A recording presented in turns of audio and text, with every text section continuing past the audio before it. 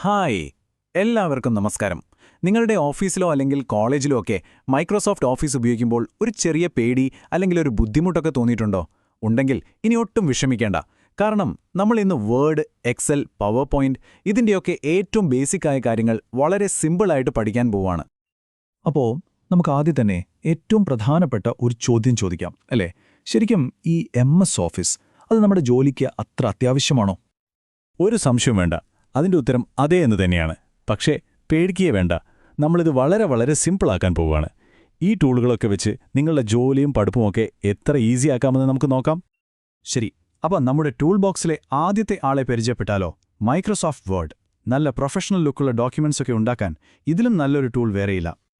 ഇതിനെ നമുക്കൊരു ഡിജിറ്റൽ പേപ്പറായിട്ട് കാണാം. നിങ്ങൾക്ക് ലെറ്റർ എഴുതണോ, അതൊരു റിപ്പോർട്ട് ഉണ്ടാക്കണോ, ഇനി അതുമല്ല ഒരു കിടിലൻ റെസ്യൂമേ തന്നെ വേണോ, എന്തു വേണമെങ്കിലും എഴുതി തയ്യാറാക്കാൻ വേർഡാണ് ബെസ്റ്റ്. ഇനി എഴുതിയ കാര്യങ്ങൾ കുറച്ചുകൂടി ഭംഗിയാക്കണ്ടേ? അതിനാണ് ഫോർമാറ്റിംഗ്. വളരെ സിമ്പിളാണ്.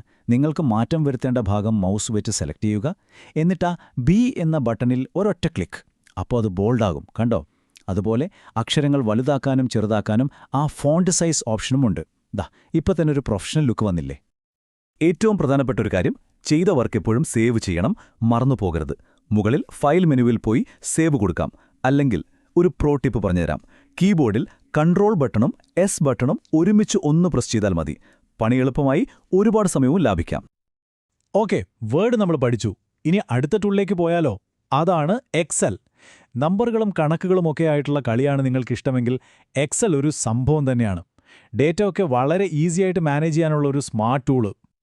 നിങ്ങൾ എക്സൽ ഷീറ്റ് തുറക്കുമ്പോൾ ഒരുപാട് ചെറിയ ബോക്സുകൾ കാണുന്നില്ലേ? ഇതിനെയാണ് നമ്മൾ സെൽ എന്ന് പറയുന്നത്.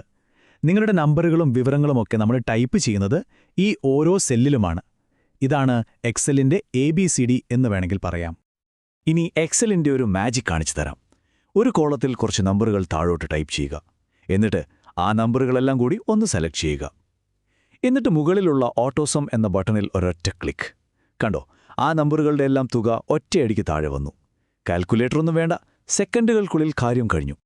പിന്നെ നിങ്ങളുടെ കയ്യിലൊരു വലിയ ലിസ്റ്റ് ഉണ്ടെന്ന് വെക്കാം. അതിലുള്ള പേരുകളോ നമ്പറുകളോ ഒക്കെ ക്രമത്തിലാക്കണമെങ്കിൽ എന്തു ചെയ്യും? അതിനാണ് സോർട്ട് ആൻഡ് ഫിൽട്ടർ എന്ന ഓപ്ഷൻ. ഇത് വെച്ച് നിങ്ങൾക്ക് ഡേറ്റയെ A to Z ഓർഡറിലോ അല്ലെങ്കിൽ വലുതിൽ നിന്ന് ചെറുതിലേക്കോ ഒക്കെ മാറ്റാൻ പറ്റും. വലിയ ഡേറ്റാ ഷീറ്റുകളിലൊക്കെ ഇത് ഭയങ്കര ഉപകാരപ്രദമാണ്. അപ്പോൾ നമ്മുടെ ലിസ്റ്റിലെ അവസാനത്തെ ആളിലേക്ക് കടക്കാം. Power point. നിങ്ങളുടെ ഐഡിയകൾ മറ്റുള്ളവരുടെ മുന്നിൽ നല്ല അടിപൊളിയായിട്ട് പ്രസന്റ് ചെയ്യാൻ പവർ പോയിന്റ് നിങ്ങളെ സഹായിക്കും.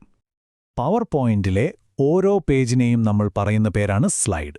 ഒരു പ്രസന്റേഷൻ ഉണ്ടാക്കുമ്പോൾ നിങ്ങൾ പറയാൻ ഉദ്ദേശിക്കുന്ന ഓരോ പ്രധാനപ്പെട്ട കാര്യത്തിനും ഓരോ സ്ലൈഡ് എന്ന രീതിയിൽ ചിന്തിച്ചാൽ മതി. അപ്പോൾ കാര്യങ്ങൾ എളുപ്പമായി. വെറുതെ വെള്ള പേജിൽ കാര്യങ്ങൾ കാണിക്കുന്നതിലും നല്ലതല്ലേ നല്ലൊരു ഡിസൈൻ കൊടുക്കുന്നത്? അതിനു മുകളിലെ ഡിസൈൻ ടാബിലൊന്ന് ക്ലിക്ക് ചെയ്യ്. അപ്പോൾ അവിടെ ഒരുപാട് ഡിസൈനുകൾ കാണാം. അതിലിഷ്ടമുള്ള ഒന്നിൽ ക്ലിക്ക് ചെയ്താൽ മാത്രം മതി. ഒരൊറ്റ ക്ലിക്കിൽ നിങ്ങളുടെ എല്ലാ സ്ലൈഡുകളും നല്ല കളർഫുള്ളാവും. ഇനി കുറച്ചുകൂടി ഒരു സ്റ്റൈലൊക്കെ വേണ്ടേ? അതിനാണ് ആനിമേഷൻസ് ടാബ്. ഇതുപയോഗിച്ച് നിങ്ങളുടെ ടെക്സ്റ്റും ചിത്രങ്ങളുമൊക്കെ ഓരോന്നായി സ്ക്രീനിലേക്ക് പറന്നു വരുന്നത് പോലെയോ മെല്ലെ തെളിഞ്ഞു വരുന്നത് പോലെയൊക്കെ സെറ്റ് ചെയ്യാം.